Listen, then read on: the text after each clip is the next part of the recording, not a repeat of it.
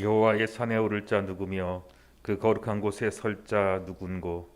곧 손이 깨끗하며 마음이 청결하며 뜻을 허탄한 데 두지 아니하며 거짓 맹세치 아니하는 자로다.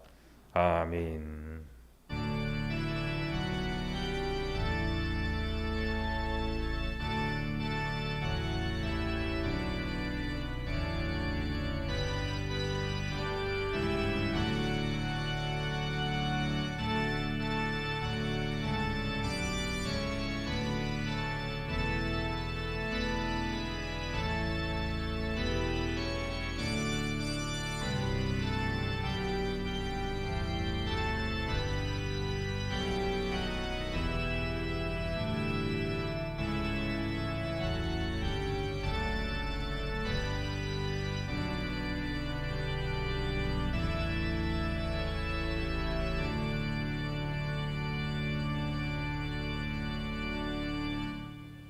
우리에게 은혜의 빛을 비추어 주시는 하나님 아버지, 이 시간 은혜 받은 무리들이 모여 기쁨의 찬송을 드립니다.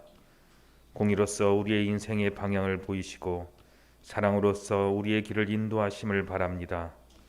목자가 되시는 예수 그리스도의 손에 이끌려 푸른 초장에 나온 저희들이 드릴 수 있는 것이라고는 기뻐 뛰며 꼴을 얻는 것뿐입니다. 비록 의롭지 못한 인생들이 오나 이 시간 주님께 감사하며 생명의 은혜를 사모하고자 하오니 홀로 영광 받아 주옵소서. 선한 목자이신 예수님의 이름으로 기원하옵나이다. 아멘. 다 같이 경배와 찬송 20장 찬양합니다.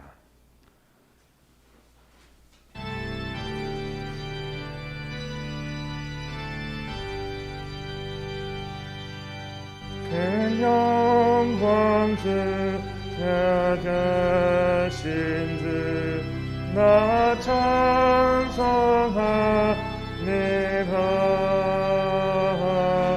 영원히 계신 주 이름 나 찬송합니다.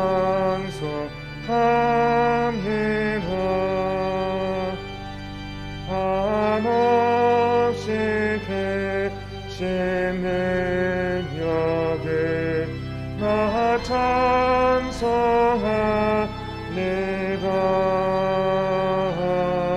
참되고 깊은 평안 나 찬송합니다.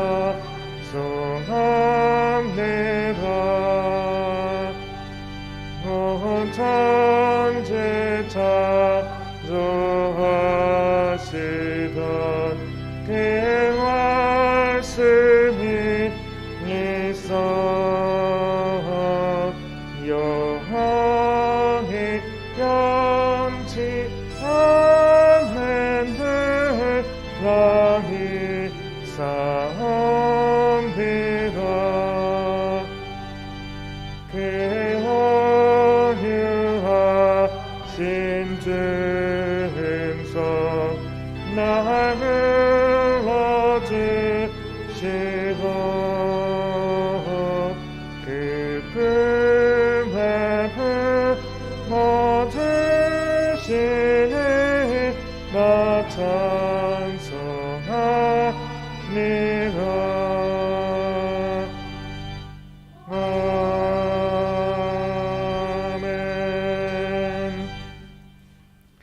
기도합니다.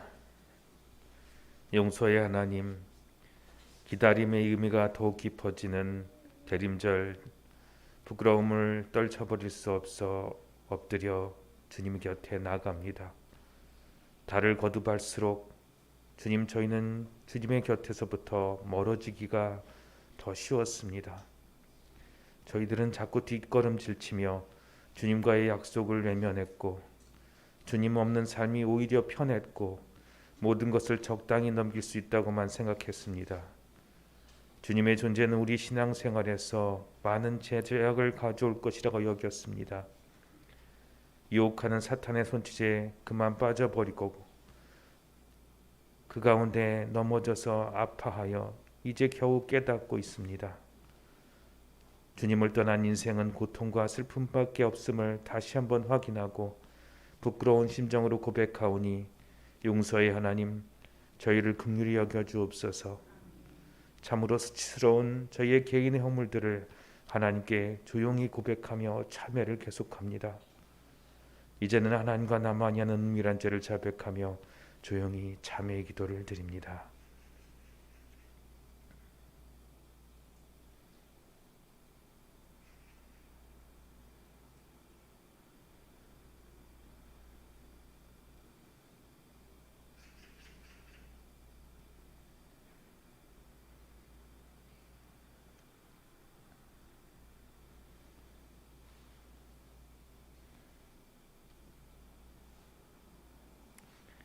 우리가 마음의 뿌림을 받아 양심의 악을 깨닫고 몸을 맑은 물로 씻었으니 참마음과 온전한 믿음으로 하나님께 나아가자.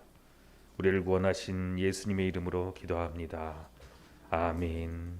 이제 하나님의 은혜로 죄사함을 받았다는 확신을 가지고 우리의 신앙을 사도신경으로 고백합니다. 나는 전능하신 아버지 하나님, 천지의 창조주를 믿습니다. 나는 그의 유일하신 아들 우리 주 예수 그리스도를 믿습니다. 그는 성령으로 잉태되어 동정녀 마리아에게서 나시고 본디오 빌라도에게 고난을 받아 십자가에 못 박혀 죽으시고 장사된 지 사흘 만에 죽은 자 가운데서 다시 살아나셨으며 하늘에 오르시어 전능하신 아버지 하나님 우편에 앉아 계시다가 거기로부터 살아있는 자와 죽은 자를 심판하러 오십니다. 나는 성령을 믿으며 거룩한 공교회와 성도의 교제와 죄를 용서받는 것과 몸의 부활과 영생을 믿습니다. 아멘. 성시교독은 교독문 116번 구주강님 두 번째 교독문입니다.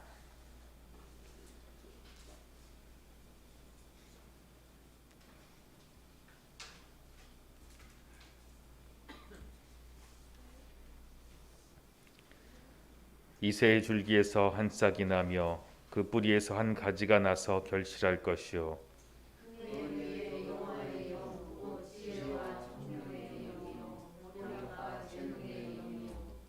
지식과 여호와를 경외하는 영이 강림하시리니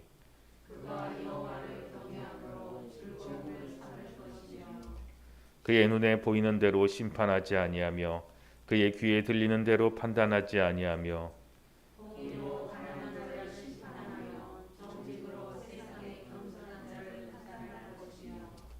그의 입의 막대기로 세상을 치며 그의 입술의 기운으로 악인을 죽일 것이며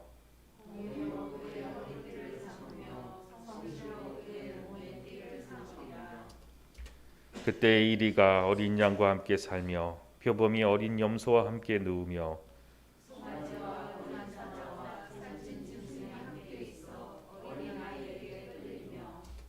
암소와 곰이 함께 먹으며 그것들의 새끼가 함께 엎드리며 사자가 소처럼 풀을 먹을 것이며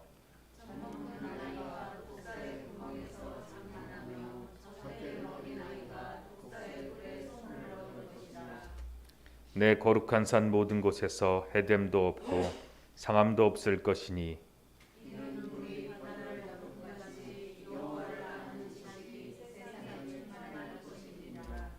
그날에 이새의 뿌리에서 한 싹이 나서 만민의 기치로 설 것이요 열방이 그에게로 돌아오리니 그가 거한 곳이 영화로우리라. 아멘. 찬송가 114장 찬양합니다.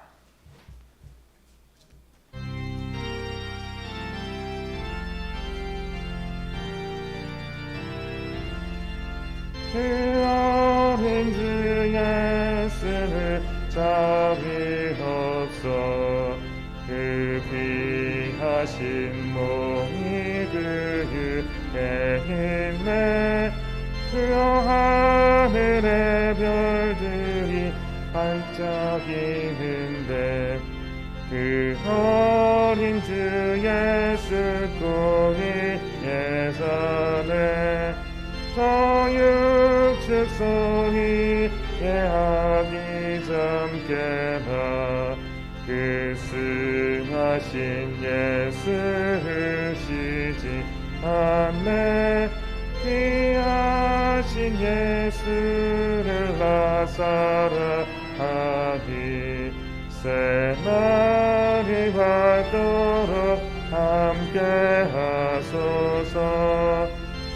예수 내 곁에 가까이 계셔 그 한없는 사랑을 베푸시고 온 세상 악이 다 품어주사 죽음 안에 안겨 살게 하소서.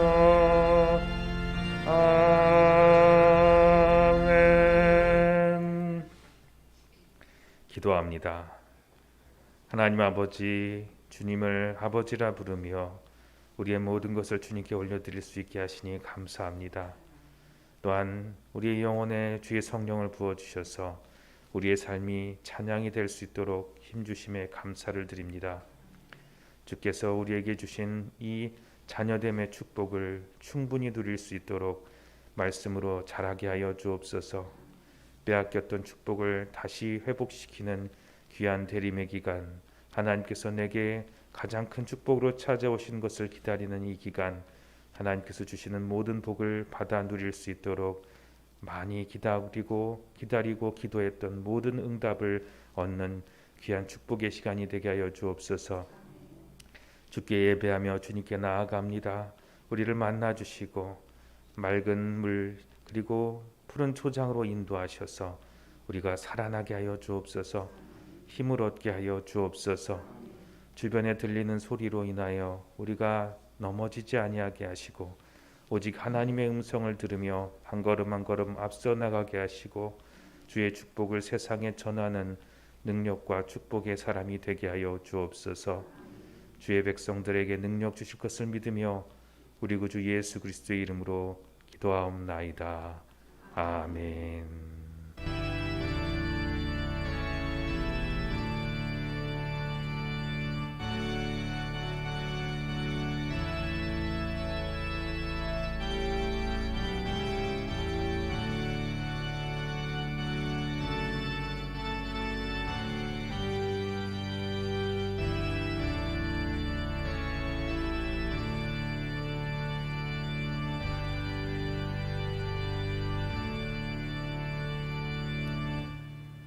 오늘 우리에게 주신 하나님의 말씀은 요한복음 2장 1절로 11절 말씀입니다.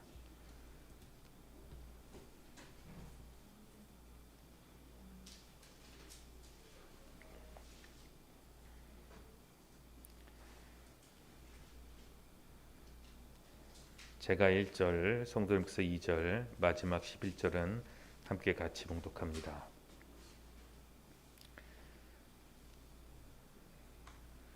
사흘째 되던 날 갈릴리 가나에 혼례가 있어 예수의 어머니도 거기 계시고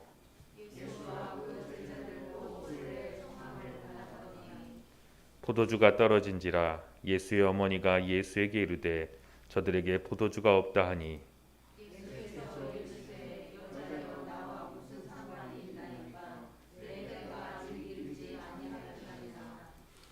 그의 어머니가 하인에게 이르되 너희에게 무슨 말씀을 하시든지 그대로 하라 하니라.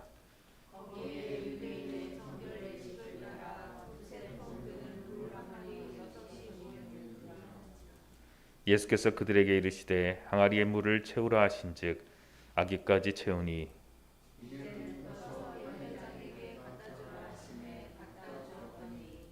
연회장은 물로 된 포도주를 맛보고도 어디서 나는지 알지 못하되 물떠온 하인들은 알더라. 연회장이 신랑을 불러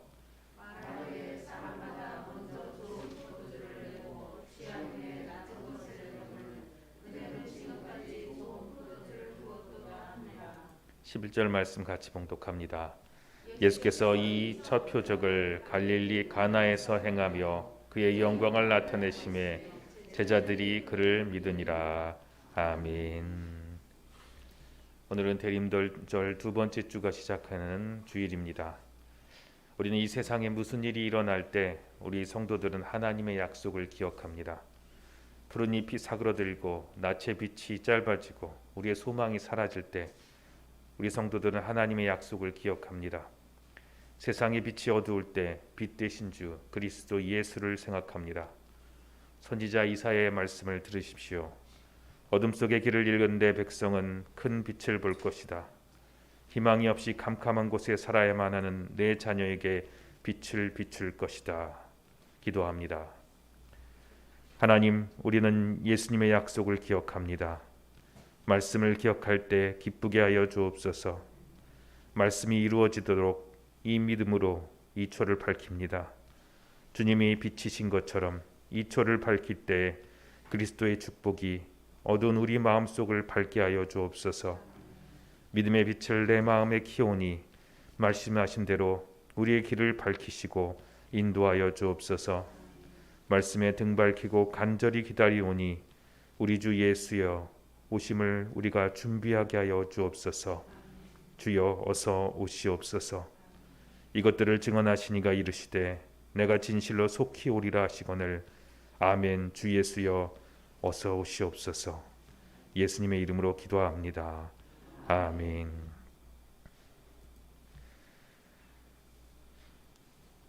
우리는 선포의 상징으로 이 초를 켭니다. 예언자들을 통하여 하나님으로부터 오신 말씀이여 우리를 구원의 길로 이끄소서. 오소서 오소서 임마누엘.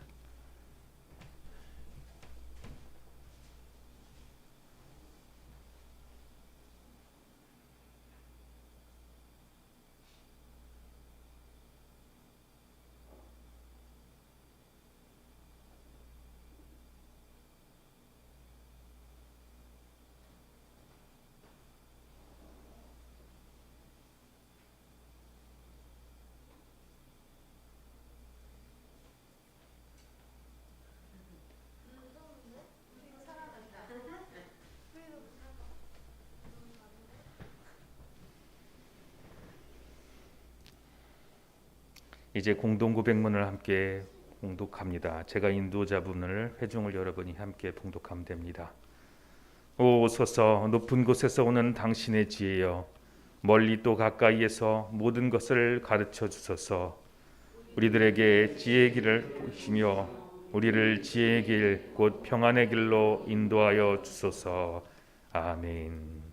찬송가 104장 찬양합니다.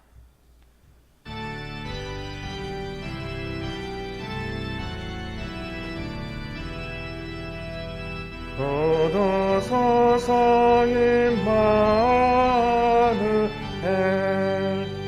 거두하소서 이스라엘 일포로 생활도 고달파 메시아 기다리네다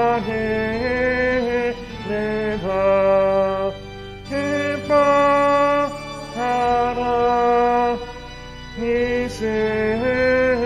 이스라엘 고도시 비용이 임마누엘 고도소서 지혜의 주 원만을 질서 주시고 참지의 길보 거기서 갈 길을 인도하소서. 기뻐하라 이스라엘 고도시 비용이 마누엘 고도소서 소망의 주 만백성 한마음이 이르어 시기와 분쟁도 없애고 참 평화 채워주소서.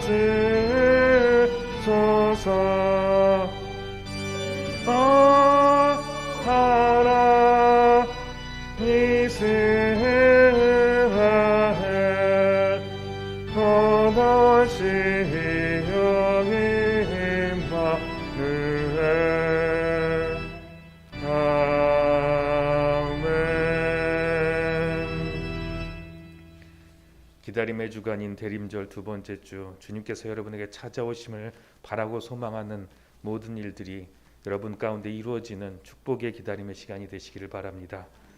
말씀 전하기 전에 잠시 기도합니다. 주님의 치료와 주님의 도우심을 구하고자 주님 앞에 엎드린 주의 백성들에게 합당한 주의 축복의 복음을 들려주시옵소서. 어린아이로부터 어른에 이르기까지 주님의 말씀으로 기쁨을 얻는 귀한 축복의 시간이 되게 하여 주옵소서. 사람은 감추시고 생명의 말씀만이 선포되게 하여 주옵소서. 예수님 이름으로 기도합니다. 아멘. 오늘 제목은 뭐라고 써있죠? 누구에게도요? 나에게도 말씀하시오. 여러분들 교회에 오면 어디로 가죠? 다들 자리에 잘 앉아서 말씀을 들어요. 말씀을 듣는다고 했죠. 예배를 드릴 때 우리가 찬송도 하고 기도도 하지만 우리는 말씀을 듣습니다. 교회에 와서 말씀 듣기 위해서 어렸을 때부터 배우는 것이 말씀 전할 때는 얌전히 잘 들어요. 이렇게 하면서 듣고 있죠. 장난도 많이 치지만 여러분 귀는 열려 있어서 하나님의 말씀을 듣습니다. 오늘은 지난주에 이어서 예수님께서 이 세상에 오신 이유 두 번째 예수님이 두 번째 이야기를 전합니다. 오늘 이야기는 무엇이냐면 예수님께서 결혼잔치에 찾아가셨어요. 결혼잔치에서 무슨 일이 일어났죠? 여러분들 혹시 성경 읽을 때 눈치챘나요? 뭐가 변하여 뭐가 됐죠? 맞았어요. 물이 변하여 포도주가 되는 기적이 있었어요. 예수님과 제자들이 결혼식 잔치에 찾아갔는데 거기는 어디냐면 가나라는 지역의 결혼식 잔치였어요. 근데 오늘 거기 보면 뭔가 부족한 게 생겼는데 포도주예요. 여러분 포도주가 뭔지 알아요? 포도주, 포도로 만든 술. 근데 사실은 그 당시 사람들은 그걸 술로 만들 정도로 부자들이 아니었어요. 그래서 포도즙으로 만들어서 물이 많이 부족하니까 물이랑 섞어서 만들 수 있는 음료수 같은 거예요. 그냥 물 같은 것 같기도 하고요. 여러분 좋아하는 음료수가 뭐가 있을까요? 목사님 이걸 되게 좋아요. 여기 투명한 걸 했어야 되는데 뭐가 들어있냐면 콜라가 들어있어요. 콜라를 참 좋아해요. 원래는 콜라 안 좋아했는데 뭘 먹고 소화 안 되면 콜라 먹으면 싹 내려가요. 그것처럼 이스라엘 사람들은 먹고 나서 소화가 안 되거나 안 내려가면 물만 마시는 게 아니라 음료수인 바로 이 포도주를 먹었어야 했어요. 그런데 이 포도주가 큰일 났어요. 사람들이 와서 다 먹어버린 거예요. 포도주를 조금밖에 준비 못했을지도 몰라요. 그러니까 먹다가 어떻게 될까요? 여러분 운동하다가도 막 목말라서 물을 마셔야 되는데 물이나 음료수가 다 떨어지면 어떡하죠? 큰일 나죠. 그래서 사람들이 걱정하기 시작했어요. 잔치 가운데 잔치 사람들이 하면서 아니 왜 물이 없는 거야? 아니 왜 포도주도 없어? 이래가지고 무슨 잔치야? 라고 했을 때 예수님의 엄마 마리아가 예수님께 말씀하셨어요. 네가 좀 어떻게 해봐라. 그랬더니 예수님께서 하인들에게 이렇게 말했어요. 하인들한테 가서 이제 물을 퍼다가 저 항아리에 가득 담으라고 했어요. 그래서 하인들은 열심히 가서 물을 퍼 담았습니다. 한 통, 두 통, 세 통 물을 잔뜩 담아서 가득 채웠어요. 그리고 예수님께서 말씀하셨어요. 이제 가서 갖다 주어라. 너무 힘들 것 같아서 빨리 넘겼어요. 그랬더니 그 포도주를 먹었던 사람이 어떻게 됐죠? 눈이 띠용 나온 거예요. 왜냐하면 저 음료수는 너무 맛있었기 때문이에요. 저 포도주는 너무 맛있었기 때문이에요. 왜냐하면 보통 사람들은 처음에는 맛있는 걸 내주고 나중에 배부르고 나면 맛이 있는지 맛없는지 잘 모르잖아요. 그러니까 물 섞은 포도주도 주고 대충 아무거나 주는데 아니 이 집은 왜 이렇게 처음에는 별로 맛없는 걸 주다가 점점 지날수록 점점 맛있는 걸 주는가 이렇게 이야기를 했어요. 이 이야기는 무엇을 말하냐면 예수님이 이와 같이 우리에게 놀라운 변화를 주시고 놀라운 축복을 점점 더 크게 주시는 분이라는 것을 나타내는 거예요. 예수님께서는 이 세상에 오셔서 많은 기적을 행하셨어요. 바다를 명하여 잠잠하라고 하셨고 죽은 자를 살아나라고 하셨어요. 그리고 오늘 이야기한 것처럼 물이 변하여 포도주가 되게 한 기적을 일으키셨어요. 이 모든 것은 무엇을 말하냐면 예수님을 이렇게 믿으라는 거예요. 예수님은 도대체 누구신가? 예수님은 우리를 신부로 삼으시는 우리는 첫 번째 신부고요. 예수님 우리의 남편이 되는 거예요. 그래서 우리는 결혼식 때 신부가 그냥 바로 결혼하는 게 아니에요. 신부가 먼저 나가서 신랑이 먼저 나가 있으면 신부는 화장을 하고 기다리는 거예요. 그것처럼 신랑과 신부는 기다리면서 서로 만나고 우리에게 응답 주실 때까지 기다리는 거예요. 그래서 예수님께서는 우리에게 기도를 가르치고 기다리라고 하셨어요. 여러분 바라는 게 참 많을 거예요. 게임기도 바라기도 하고 노는 것도 바라기도 하고 좋아하고 재밌는 것들 많이 바라보면서 기도할 때가 있지만 또 기도해야 될 게 있어요. 우리는 바라면서 기도하면서 우리 안에 나쁜 마음을 하나님께서 없애달라고 기도하면서 나를 예수님의 깨끗한 신부로 준비시키고 기다려야 돼요. 그것은 무엇이냐면 오늘 말씀한 것처럼 물이 포도주가 되게 한 것처럼 기도하면서 하나님께 나아간 사람은 변화되어 새로운 사람이 될 수 있어요.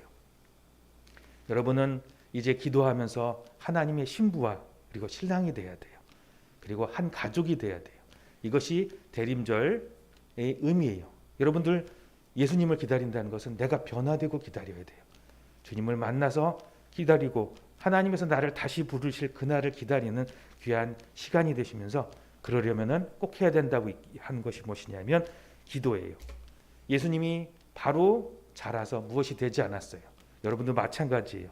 기도하면서 옆에 있는 집사님, 권사님들처럼 기도하면서 잘 자라서 멋있는 하나님의 신랑과 신부로 자라야 될 거예요.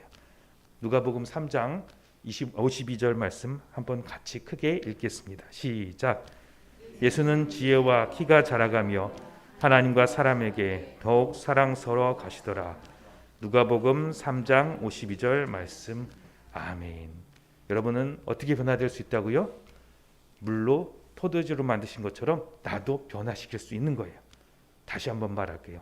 기도하면서 예수님께 구하세요. 그러면 바라는 것만 기도하는 것이 아니라 나도 바꾸어줄 수 있는 예수님이십니다. 기도합니다. 하나님 아버지 감사합니다. 우리 아이들 주님의 이름으로 변화되는 귀한 역사를 경험하게 하여 주옵소서. 힘들고 어려울 때 기도할 때뿐만 아니라 모든 일들을 주님께 구하면서 하나님이 나와 함께 계시고 나의 신랑과 신부가 되시고 나를 새롭게 하시는 분임을 늘 체험하며 살아가는 정말 하나님의 자녀로 거듭나게 하여 주옵소서. 예수님의 이름으로 기도합니다. 아멘. 기다림의 절기가 대림절입니다. 대림, 곧 기다린다는 날인데요. 여러분 기다리는 거 잘 아십니까? 저는 겉보기에는 이제 별로 잘 기다릴 것 같고 안 급해 보이는데 기다리는 거 참 저도 싫어합니다. 이유는 무엇이냐면 저도 한국 사람이라서 그렇습니다. 너무 유머 내용인데요. 우리나라 사람들을 보고 나서 외국 사람들이 제일 많이 이야기하는 게 뭐냐면 빨리빨리 그리고 성격이 급하다. 그래서 해외 토픽에도 올라간 게 있는데요. 우리나라 사람들을 보고 외국 사람들이 놀란 5가지가 있다고 합니다. 자판기에 컵을 놓고 손 놓고 기다리는 거. 이게 첫 번째래요. 다들 놀랬다고 합니다. 그리고 엘리베이터를 타면 외국 사람은 한 번 누르고 놔두는데 우리나라 사람은 반드시 한 번 누르고 어디를 손 가죠? 닫힘, 빨리 열림 이렇게 누른다고 한답니다.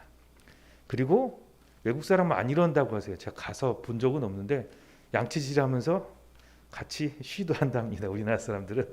그리고 이것 때문에 좀 싸움을 외국 사람이랑 많이 했다고 그러는데요. 제일 외국 사람이 놀랬다고 하는 것입니다. 가게 주인이 카드를 내면은 계산 다 하고 나서 우리가 사인하는 게 아니라 가게 주인이 사인해 주는 거 보고 외국 사람들이 아주 놀란다고 합니다. 그냥 기다리기 서로 싫어서 그렇다고 합니다. 이렇게 기다리는 거는 우리나라 사람이 힘들어요. 오늘 예수님께서 물로 포도주를 만든다는 기적의 내용인데요. 그냥 기적 일으키셨어 바라보다 보면 아무것도 안 보이는데 우리 한국 사람들이 이걸 바라보면 좀 이해가 안 가는 게 있어요. 이 포도주에 물을 담으면서 답답한 게 뭐냐면 그냥 담을 때 포도주로 바뀌게 하시지 뭐 다 아구에 담기고 그 6동이 들이는 물동이를 가져가다가 사람들한테 갖다 주고 떠서 나눠줄 때까지 포도주를 안 변한 게 보면은 굉장히 답답합니다. 왜 그러죠? 왜 이렇게 뜸을 들이시죠? 요한복음이 말하는 가장 중요한 주제가 무엇이냐면 바로 이 뜸 들이는 것입니다. 밥을 지을 때 뜸을 들인다는 것은 시간을 끄는 것은 아니죠. 딱 때가 되어서 밥을 잘 지어준다는 것을 말합니다. 이 요한복음의 중심 주제가 바로 이 때입니다. 시기, 정확한 때가 있다는 것입니다. 이것을 그리스어에는 아이온이라고 이렇게 얘기를 해서 요한복음은 때가 시간과 때가 정해져 있다. 그래서 요한복음, 요한 1, 2, 3서, 요한계시록이 모두 한때, 그때 어떤 때를 굉장히 중요시한다고 이렇게 이야기합니다. 사도 요한은 이 정확한 타이밍, 이 때를 부각시키기 위해서 예수님께서 하신 일을 설명할 때도 이렇게 독특하게 좀 설명을 하는데요. 예수님께서 하신 일들을 하나님께서 세상을 만드시고 그리고 지으셨던 것이 첫째 날, 둘째 날, 셋째 날 이렇게 해서 일곱째 날에 걸쳐 만드셨죠. 이렇게 이 세상을 만드신 레시피대로 요한복음은 예수님이 하신 일들도 설명하기 시작합니다. 요한복음 1장 1절입니다. 같이 읽겠습니다. 시작. 태초에 말씀이 계시니라. 이 말씀은 곧 하나님이시니라. 아멘. 잠깐 콜라 좀 마시겠습니다.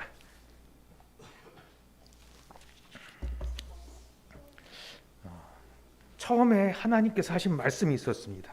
이 말씀으로 이 세상은 창조되었다고 했습니다. 그러니까 처음에는 하나님의 말씀이 있었어요. 1장 3절 말씀 같이 읽겠습니다. 시작. 만물이 그로 말미암아 지은 바 되었으니 지은 것이 하나도 그가 없이 된 것이 없느니라. 아멘. 그 말씀으로 이 세상이 창조되었습니다. 태초에 하나님께서 말씀으로 무엇을 만드셨죠? 빛을 창조하셨습니다. 말씀으로 세상을 창조하시고 첫째 날 빛을 창조하셨습니다. 그리고 그 빛은 곧 말씀이었습니다. 1장 9절 말씀입니다. 같이 읽겠습니다. 시작. 참빛 곧 세상에 와서 각 사람에게 비추는 빛이 있었나니. 아멘.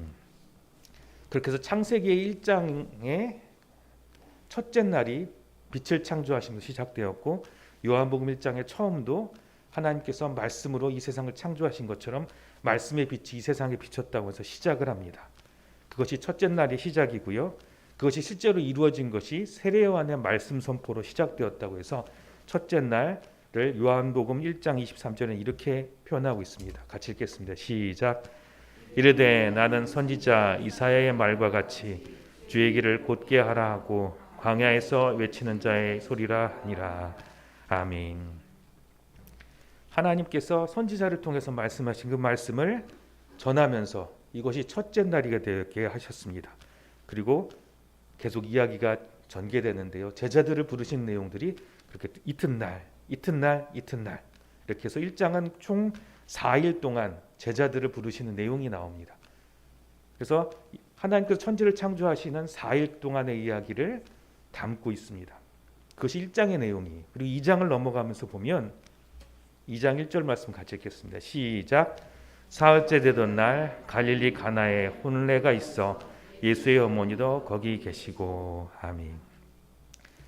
나다나엘까지 부르시고 제자들을 부르시고 며칠이 지났다고 되냐면 4일이 지났습니다. 사흘째가 지났습니다. 사흘은 우리나라의 3일이죠. 그러니까 1장의 내용이 4일이 있고 3일 동안의 내용이 좀 지나서 바로 일곱째 날이라는 것입니다. 이 요한복음은 이 일곱이라는 숫자를 되게 좋아하는데요. 7일이 무슨 날일까요? 바로 안식일 예배를 드리는 날입니다. 그날은 일요일인지 토요일인지 중요하진 않습니다. 왜냐하면 양력을 지키는 곳도 있고 음력을 지키는 곳도 있기 때문에 그때가 언제인지는 사실은 중요하지 않고요. 예배를 드리는 때, 모든 것이 완성되었다는 때입니다. 하나님께서 천지를 창조하셨던 때가 1월 1일인지 언제인지 중요하지 않습니다. 다만 모든 것이 완성되는 일곱째 날이라는 것이 중요합니다. 그리고 그날이 안식일이고 쉬셨고 예배하는 날이라는 말입니다. 사도 요한은 예수님의 공생의 3년 동안을 얼마나 많은 기적을 하셨는지를 많이 기록하고 있는데요. 그것이 완성되었다는 의미로 이 7을 많이 쓰고 있습니다. 요한복음 21장 25절에 이렇게 이야기합니다. 같이 읽겠습니다. 시작. 예수께서 행하신 일이 이외에도 많으니 낱낱이 기록된다면 이 세상이라도 이 기록된 책에 두기에 부족할 줄 아노라. 아멘. 많은 기적을 행하셨습니다. 정말 많은 기적을 행하셨어요. 근데 요한복음은 그 모든 기적을 다 기록하면 너무 길어서 기록할 수 없으니까 내가 탁 찍어서 7개만 7개만 내가 기록한다고 합니다. 그래서 이 7개를 기적이라고 하지 않고 표적이라고 하는데요. 이 7개를 강조하면서 완전히 이루어지는, 예배가 완전히 이루어지는 7개의 기적, 그리고 그 기적보다는 표적을 이렇게 이야기합니다. 그 첫 번째가 바로 오늘 물이 포도주로 변한 표적입니다. 2장 11절 말씀 같이 읽겠습니다. 시작. 예수께서 이 첫 표적을 갈릴리 가나에서 행하여 그의 영광을 나타내심에 제자들이 그를 믿으니라. 아멘. 여기서 이제 물이 포도주가 된 표적을 이제 처음이라고 이렇게 얘기를 하는데요. 첫 표적이라고 했는데요. 이 처음이라는 거는 순서가 아닙니다. 순서라는 것보다는 근원, 기본, 시작이라는 말입니다. 그러니까 이것부터 시작됐다 이게 아니라 이것이 기본이다. 이게 가장 중요하다라는 것입니다. 여러분, 제일이라고 하는 게 뭐죠? 1등이 아니라 그게 제일 중요하다. 근본이다. 모든 것은 여기서 시작된다라는 것입니다. 즉 물로 포도주를 만든 표적이라는 것은 예수님이 하신 일 중에서 가장 기본이요 중심이 되는 사건이란 말입니다. 그리고 그 기본에 되는 목적은 무엇이냐면 모든 표적의 기본되는 목적은 바로 예수님을 믿도록 하는 것입니다. 별로 새롭진 않죠. 근데 놀라운 것이 있습니다. 이 기적, 많은 기적 가운데 표적이라고 불려진 것은 예수님을 믿었을 때만 표적이라고 기록합니다. 예수님께서 기적으로 많이 행하셨지만 사람들은 믿지 않았습니다. 오병이의 기적이 돼서야만 예수님을 믿었고 오늘 가나의 혼인잔치에 물로 포도주가 되는 기적을 바라보고 사람들이 믿기 시작하였습니다. 그리고 그것을 표적이라고 합니다. 요한복음 6장 14절 말씀 같이 읽겠습니다. 시작. 그 사람들이 예수께서 행하신 이 표적을 보고 말하되 이는 참 세상에 오실 그 선지자라 하더라. 아멘. 이거는 오병이어의 기적을 경험한 사람들이 이야기한 것입니다. 그래서 그것은 기적이 아니라 표적이라고 합니다. 그리고 그것을 보고 정말 하나님께서 보시는, 여기 선지자라고 되어 있는데요. 이 말은 원래 원뜻은 무엇이냐면 메시아입니다. 하나님께서 보내신 자이다라는 것입니다. 즉 믿음의 때가 있는데 그 때가 기적이 일어난다고 이루어진 것이 아니라 어떠한 그런 분명한 때가 있다는 것입니다. 그 때가 바로, 그 표적이 일어나는 때가 바로 요한복음이 얘기하는 가장 중요한 것입니다. 이스라엘 사람은 수많은 기적을 봤지만 믿음까지 이른 데는 실패하였습니다. 요한복음 1장에는 예수님께서 참 생명과 빛으로 세상에 오셨지만 믿지 않았다고 요한복음 1장 11절에 이렇게 기록합니다. 같이 읽겠습니다. 시작. 자기 땅에 오매 자기 백성이 영접하지 아니하였으나. 아멘. 아무도 믿지 않았습니다. 기적을 아무리 행해도 믿지 않았습니다. 예수님께서 첫 사역을 시작하였을 때 나사렛에서 이사야의 말씀을 읽고 있을 때 반응은 무엇이냐면 이 사람이 요셉의 아들이 아니냐, 그리고 목수의 아들이 아니냐, 그래서 믿지 않았습니다. 그런데 바로 이 물로 포도주를 만드는 사건을 이후에 사람들이 예수님을 메시아로 믿게 되었습니다. 믿는다는 게 뭐가 중요한가요? 다 예수님 믿지 않습니까? 이게 무엇을 말하냐면 변화됐다라는 것을 말합니다. 여러분, 예수님 믿는다는 것은 그냥 믿지 않습니다. 그냥 믿어요 하는 것은 입으로는 믿었죠. 근데 정말 변화가 돼야 되는 것입니다. 이 믿음은 다른 말로 말하자면 변화입니다. 이것을 요한복음엔 거듭남이라는 표현하는데요. 말이 어려우니까 앞으로 거듭남이 아니라 변화라고 제가 말씀을 드리겠습니다. 요한복음은 거듭남, 즉 이 변화를 아주 강조하고 있습니다. 그러니까 이 물이 포도주로 변화되는 것이 가장 중심이 되는, 변화가 우리의 믿음의 중심이라는 것을 말하는 것입니다. 그래서 1장에서는 베드로와 나다나엘과 제자들이 예수님을 만나서 변화가 됩니다. 그리고 오늘 2장에는 물이 포도주가 되어 내는 변화가 일어나고요. 3장에는 니고데모가 예수님을 만나서 변화가 됩니다. 4장에는 사마리아 여인이 예수님을 만나 변화가 됩니다. 그래서 요한복음 계속된 이야기가 예수님을 만나서 변화된 사람들의 이야기를 적고 있습니다. 저는 사람이 안 변한다고 생각했습니다. 변화된 척은 할 수 있어도 절대 안 변한다. 그런데 진짜 하나님은 사람을 변화시킵니다. 사람이 변할 수 있을까요? 그러나 그리스도 안에서 변할 수 있습니다. 노예 매매상이었던 정말 존 뉴턴이라는 사람이 영국에 있었습니다. 그는 해적이었고요. 주로 하는 일이 무엇이냐면 가난한 사람들 그리고 외국인들을 잡아다가 노예로 다른 나라에 팔아넘기는 사람이었습니다. 그래서 그가 예수님을 막 믿고 나서 이렇게 한 말이 있는데요. 제가 읽어드리겠습니다. 천국에 가면 3번 놀랄 것인데 첫 번째는 천국에 꼭 들어와야 있어야 할 사람이 없는 것을 보고 놀라고, 둘째는 결코 천국에 없을 것 같은 사람이 와 있는 것을 보고 놀랄 것이며, 셋째는 나 같은 죄인이 천국에 들어와 있는 것을 보고 놀랄 것이다 라고 하였습니다. 이 첫 번째, 두 번째, 세 번째는 무엇을 말하냐면 나 같은 사람이 변화돼서 천국에 있다라는 것이 놀라운 일이라는 것을 말합니다. 바울 사도도 그리스도를 만나서 변화된 자기 자신을 갈라디아서 2장 20절에 이렇게 고백합니다. 같이 읽겠습니다. 시작. 내가 그리스도와 함께 십자가에 못 박혔나니 그런즉 이제는 내가 사는 것이 아니요 오직 내 안에 그리스도께서 사시는 것이라. 이제 내가 육체 가운데 사는 것은 나를 사랑하사 나를 위하여 자기 자신을 버리신 하나님의 아들을 믿는 믿음 안에서 사는 것이니라. 아멘. 이 말이 무슨 말입니까? 곧 변화의 고백이 아니면 무엇이겠습니까? 그리고 이것이 나의 고백이 되어야 합니다. 바울 사도는 진짜 변화된 사람입니다. 여러분, 누구든지 주 안에서 변화될 수 있습니다. 물이 포도주로 변화듯 주님 안에서 변화될 수 있습니다. 믿음으로 변화될 수 있는 삶을 사시는 여러분 되시기를 바랍니다. 그럼 그 변화가 언제 일어납니까? 요한복음의 중심 주제가 변화이기도 하고요. 또 중요한 것이 때입니다. 여러분 궁금하지 않습니까? 언제 변화가 일어납니까? 사실 이게 제일 중요하죠. 기다림의 대림절, 우리 한국 사람이 제일 힘든 것, 언제 일어날지는 알지만 그게 언제입니까가 중요합니다. 하나님의 능력이면 됩니다. 이거는 좋지만 그 때가 중요하다고 했죠. 요한복음은 그 때를 이야기합니다. 능력이라고 했다면 그 단어를 그냥 표적이라고 할 필요는 없었습니다. 그냥 이적, 기적이라고만 했을 것입니다.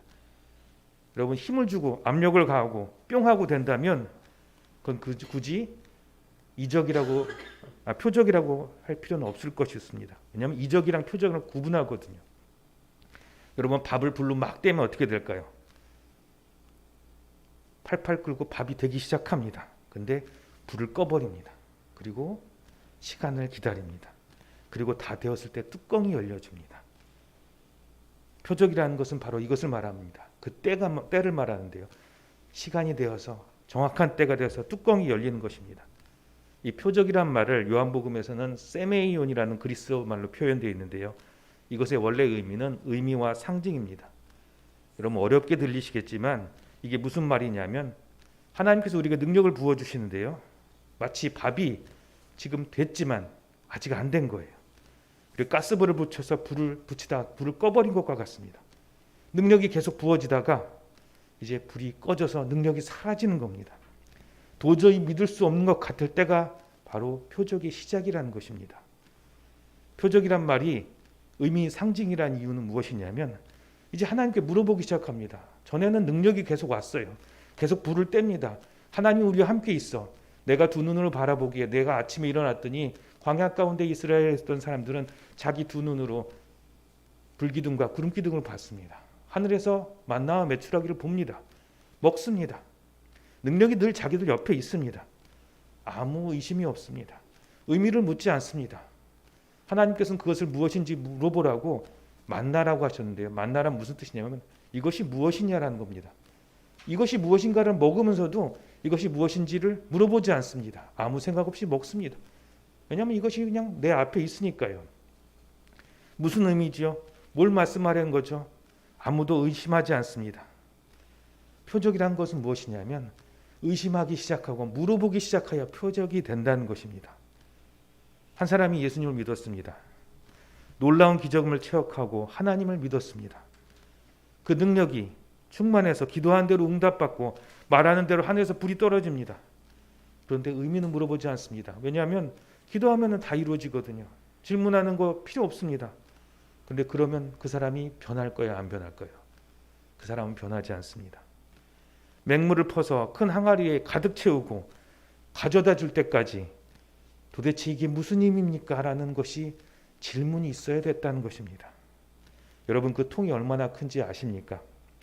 그 통은 약 한 항아리당 120리터 되는 양이라고 합니다. 그게 6개나 된다고 하니까요. 약 720리터 되는 겁니다. 이 정도 되면 엄청난 양입니다. 거기에 물을 다 채우고 그 항아리를 옮길 때까지 아무 변화도 없습니다. 종들은 무슨 생각했을까요? 이거 왜 이런 거 하는 거야? 이거 왜 해야 되지? 왜 이 물을 옮기라고 하지? 저건 손 닦는 물인데, 발 닦는 물인데 왜 이 발 닦는 물을 물 부족하고 포도주 먹어야 되는 사람한테 갖다 줘야 되지? 계속해서 물어보는 겁니다. 우리 삶 가운데 일어난 표적은 언제 일어나냐면 이 모르는 것에 대한 의미를 물을 때 그때 드디어 일어나는 것입니다. 바로 의미를 찾으라는 것입니다. 요한복음은 묻습니다. 너에게 왜 기적이 표적이 되지 않느냐? 너에게 하나님의 능력이 왜 너희 자신들을 변화시키지 못하느냐? 너희는 질문하지 않아서라고 얘기합니다. 하나님께 나에게 왜 이 병을 주셨을까? 하나님께서 우리 가정에게 왜 이런 시련을 주셨을까? 그 의문을 물어봐야 된다는 것입니다. 하나님께서 나를 왜 여기에 굳이 보내셨을까? 그 사건을 통해서 의미를 찾을 때만이 바로 기적이 표적이 되는 순간입니다. 바로 이 지점이 사람이 변화되는 순간입니다. 여러분, 정말 사람은 언제 변화되었습니까? 그냥 기적을 보고 능력을 보고 병이 낫고 기도가 응답돼서 변화됐습니까? 그게 아닙니다. 하나님 왜죠? 왜 내게 이렇게 하십니까? 하나님 이게 왜죠? 이런 질문할 때 그 사람이 변화되기 시작합니다. 바로 이것이 뜸들이는 과정입니다. 가스불이 꺼지고 능력이 끊어지고 이제 아무것도 안 일어난 것 같을 때 하나님께 물어보는 과정을 통해서 드디어 그 사람은 변화됩니다. 지독한 허무감과 허탈감을 통과해야 하고 그 사이에 예수님을 진정으로 만나 술을 끊고 담배를 끊고 중독을 끊게 되는 것입니다. 그것이 수많은 간증들을 바라보고 우리가 바라봤던 변화된 사람들의 이야기입니다. 그냥 중독만을 끊는 능력만을 바라보지 마십시오. 거기에는 반드시 하나님께 물어봤던 그 사람만의 고통스러운 과정이 있습니다. 그냥 뿅 하고 변화된 게 아닙니다. 하나님의 능력이 느껴지지 않고 나는 주님을 믿는데 왜 내가 이런 일이 겪습니까? 그런 고통스러움과 기다림의 순간, 그 아픔의 순간들이 그를 변화시키는 표적의 시간으로 만들었던 것입니다. 그 은혜 시간을 경험하신 분들이라면 그 은혜의 시간을 잊지 마시기 바랍니다. 그리고 그것을 요한복음에서는 요한계시록에서는 첫사랑이라고 표현하였습니다. 그리고 첫사랑을 회복하라고 얘기하죠. 첫 번째 사랑이 아니라는 것은 여러분 아실 겁니다.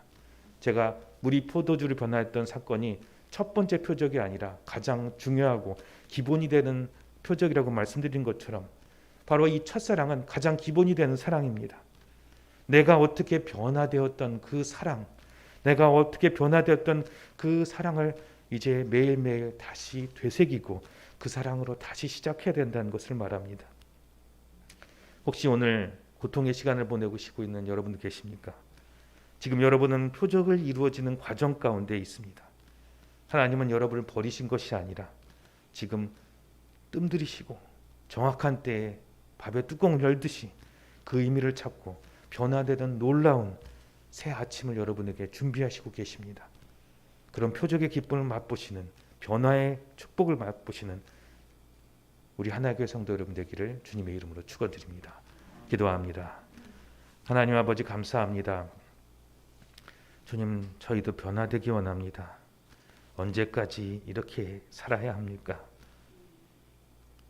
하나님 아버지, 이 과정에 너무나 힘듭니다. 하나님 어디 계십니까? 이 기도가 표적을 이루는 기도로 말씀하여 주시니 감사합니다. 이제 주님의 의미를 깨닫게 하시고 물이 포도주가 변화되는 기적의 순간이 우리에게 찾아오게 하여 주옵소서. 정말 표적의 순간이 되어서 그냥 기적이 되고 능력을 체험하고 변화되지 않는 것이 아니라 내가 변화되어 다시는 전으로 돌아가지 않고 다시는 옛날의 내가 아닌 새로운 나로 거듭나는 귀한 표적이 되게 하여 주옵소서. 감사를 드리며 예수님 이름으로 기도합니다. 아멘. 찬송가 289장 찬양합니다.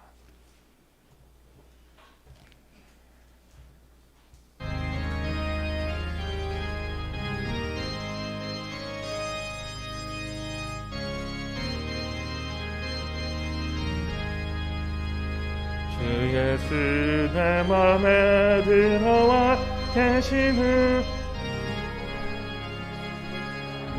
되고 내가 늘 바라던 참빛을 찾음도 주 예수 내 맘에 오심 주 예수 내 맘에 오심 주 예수 내 맘에 오심 물밀듯 내 맘에 기쁨이 넘치는 주 예수 내 맘에 오심 주 예수 내 맘에 들어와 계신 후 망령된 행실을 끊고 머리털보다도 더 많던 내 죄가 눈보다 더 희어졌네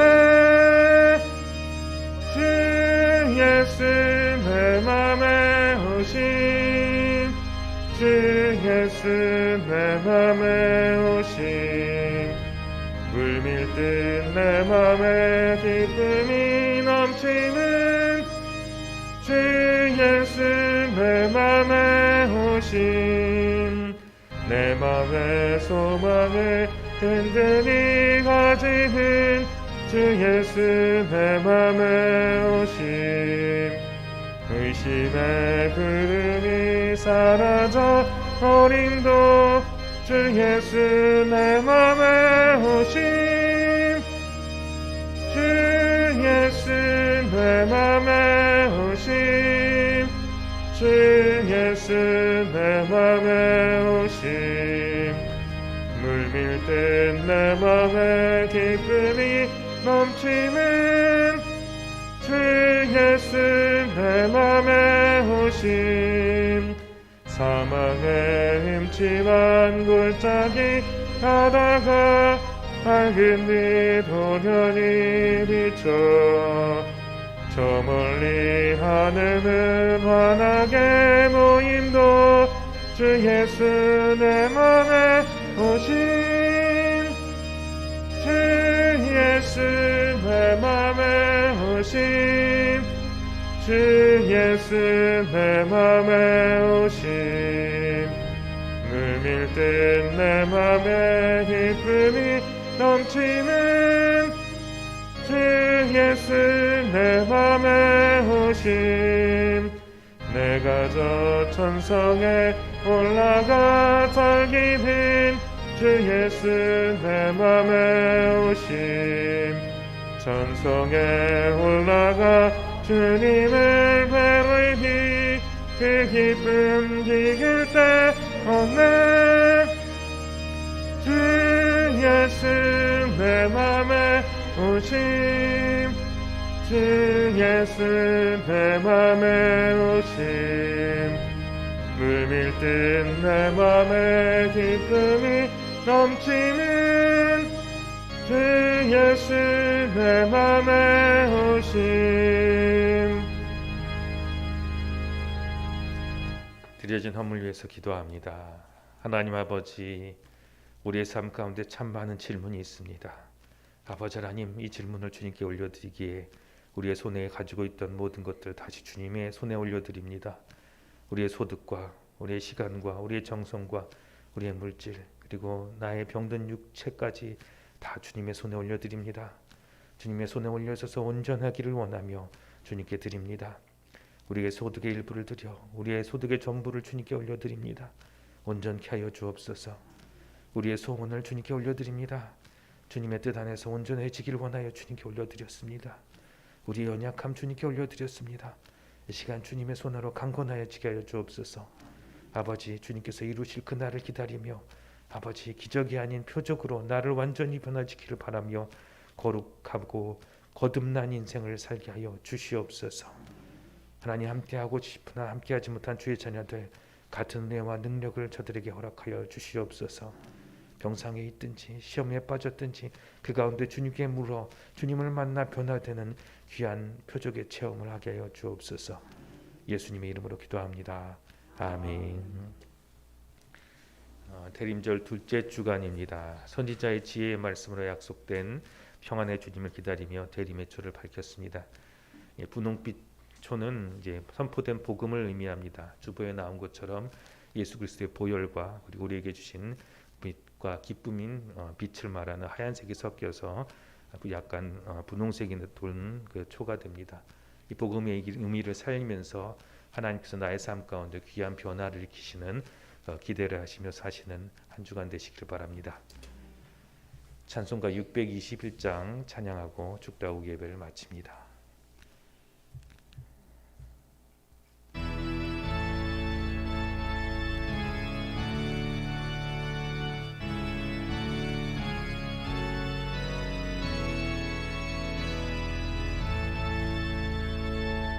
찬양하라 내 영혼아 찬양하라 내 영혼아 온 마음과 정성 다하여 주 찬양하라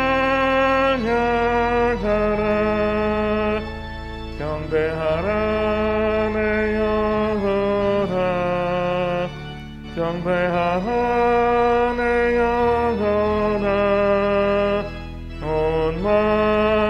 정성 다하여 주 경배하라.